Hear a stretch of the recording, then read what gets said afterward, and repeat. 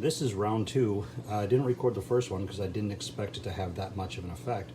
But it really did something totally different than what everybody else is seeing. As you can see from my plate, it actually caught fire and broke the plate. The graphite burned in several places before obviously just, getting too hot and cracking it. So I figured I'd do it again since I've already sacrificed one plate and ruined the set of four. I'll try again. I'm using Angry Bird pencils. I don't know if that makes a difference, so that they are, I guess, angry. So let me do this one-handed here.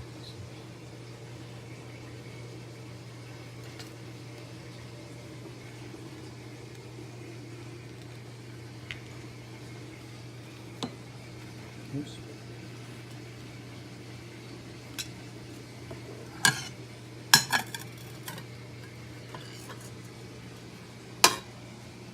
Now you see, my results are going to be very different than,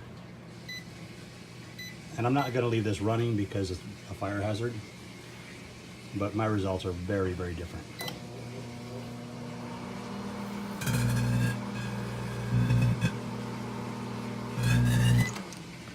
That's not exactly what was shown on the other video.